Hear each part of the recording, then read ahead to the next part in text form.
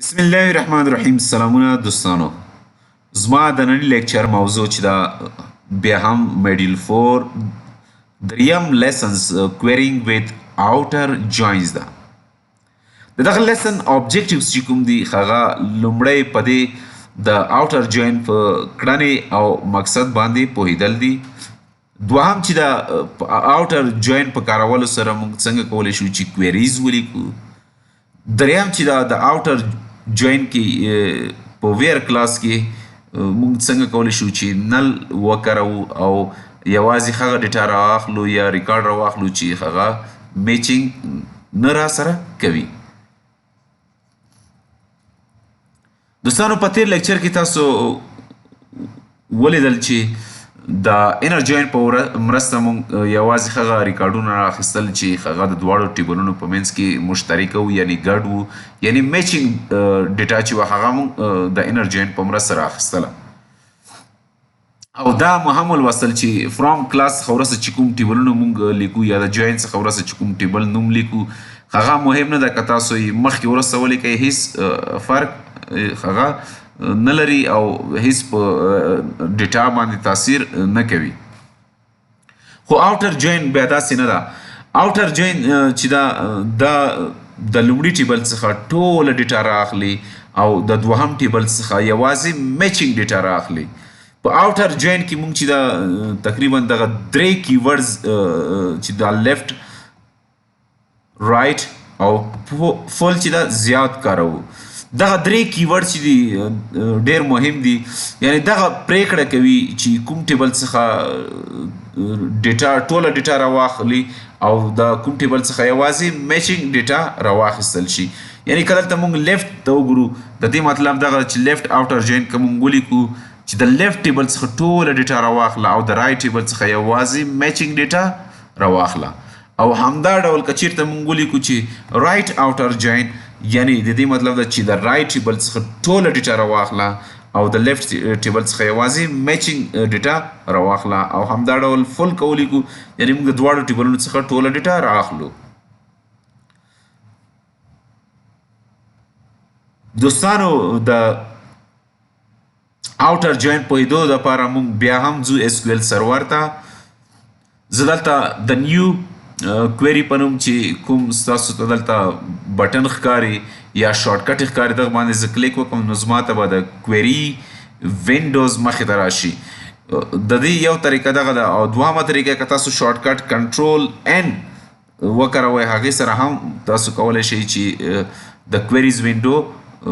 تاسو ته ښکاره شي یا یې راولئ. او دریمه لارې دغه ده چې کوم ډیټابیس چې تاسو غواړئ وکاروئ هغه باندې رایټ کلیک وکړئ او نیو کویری ورته ووایئ، بیا به هم ستاسو سره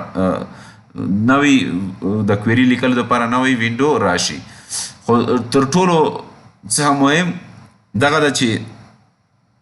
ستاسو په دې باندې پوه شئ او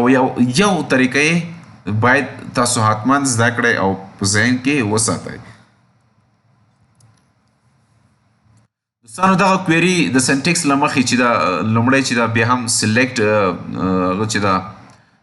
برخه چې دا لیکل کیږي یا کلاس چې دا هغه لیکل کیږي او هغې څخه وروسته فرام کلاس دا لیکله ده. فرام کلاس کې تاسو ګورئ چې زما بیا هم کسټمر ټیبل چې دا انتخاب کړی ده او هغې ته مې سی الیاس ورکړی ده. او هغې څخه وروسته زه ورته وایم چې لیفت اوټر جوین او لیفت اوټر جوین څخه زه وروسته چې دا د سیل سکیما څخه آرډرز په نوم کوم ټیبل چې دا هغه نوم لیکم او هغه ته الیاس او ورکوم. دغه دواړو ټیبلونو ترمنځ چې کوم ریلیشنشپ رامنځته شوې ده هغه کالمونو په مرسته چې دا ریلیشنشپ رامنځته شوې ده هغه کالمونه زه لیکم د آن کلاس څخه وروسته. یعنی دغه کالمونه دي چې د هغوی پر بنسټ فلټریشن ترسره کیږي. بیا هم وایم چې د لاجیکل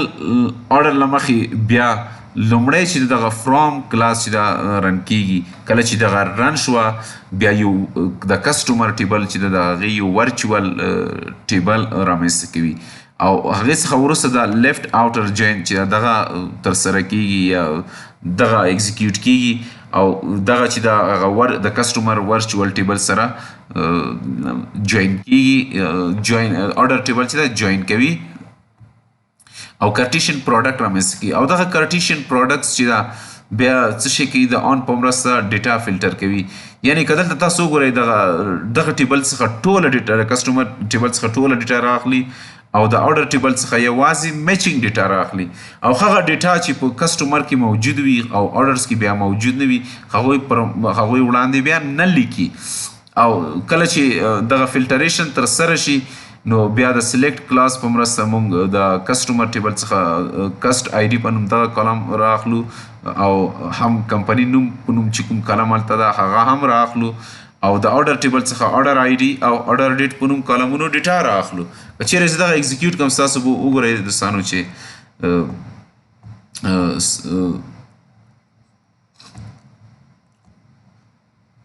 کسټ آی ډي کمپنی نوم او د آرډر ډیټ آرډر آی ډي او د آرډر ډیټ ډیټا چې دا راواخیستله شوه که تاسو دلته لاندې لاړ شئ او هغه ډیټا چې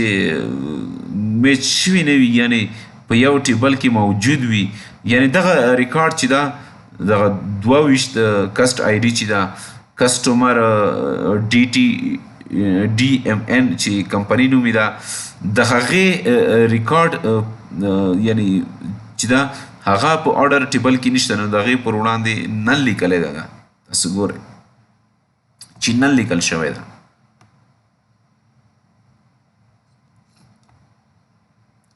او چیرې تاسو وغواړئ چې هغه ریکارډونه راواخلئ چې په کسټمر کې موجود وي خو په آرډر کې بیا موجود نه وي یعنی هغه ډیټا رااخلئ چې هغه میچینګ نه کوي سره نو هغې دپاره تاسو کولی شئ چې د ویر کلاس څخه وروسته زه ورته وایم چې زما ته هغه ریکارډ یعنی آرډر آی ډي راواخله چې هغه نل واوسیږي از نل مطلب دی چې نل واوسیږي نو ستاسو وګورئ چې دلته یوازې موږ ته هغه 2 ریکارډ یې راواخیستل چې هغوی آرډر آی ډي څه شی وه نل وه تاسو په اخر کې ولیدل چې یعنی د لیفټ آوټر جوینز په مرسته موږ کولی شو چې نه یوازې ده چې د یو ټیبل څخه ټوله ډیټا راواخلو او د دوهم ټیبل څخه یوازې میچینګ ډیټا راواخلو او دوهم داسې هم کولی شو چې موږ د هغه ډیټا هم راواخلو چې هغه میچینګ نه کوي یعنی په یو ټیبل کې خو موجود وي خو په بل کې موجود ونه اوسیږي دوستانو بیا هم زه تکراروم چې هره کویري چې موږ لیکو هغه 2 شکلونه لري چې یو ته یې سینټکس وایي چې د سینټکس له مخې دغه کویریز چې ده لومړی سلیکټ برخه لیکل کیږي هغې څخه وروسته بیا فرام برخه لیکل کیږي هغې څخه وروسته موږ د لیفټ آوټر جوین برخه ولیکله بیا هغې څخه وروسته آن ده او بیا پای کې ویر ده خو کله چې موږ لاجیکل آرډر ته ځو بیا لاجیکل آرډر څه وایي چې لومړی دغه فرام کلاس چې دغه ایگزیکیوټ کیږي هغې څخه وروسته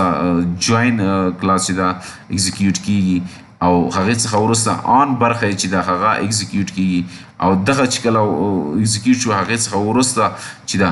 بیا ویر برخه چې ده ایگزیکیوټ کیږي او په پای کې بیا د ویر څخه وروسته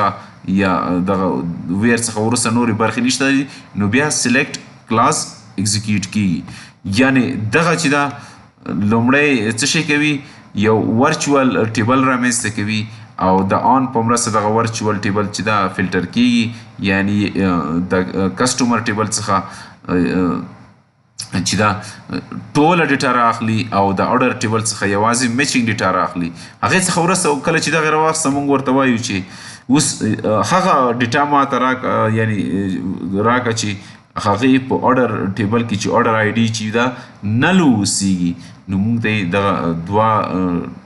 2 ریکارډونه چې راکړل چې یو کسټمر آی ډي 22 ده او د بل 50 ده دوستانو دغه اوس زموږ د نن ورځې لیکچر موضوع تر بل لیکچر پورې مو په لوی چیغتن سپارم الله مو مل شه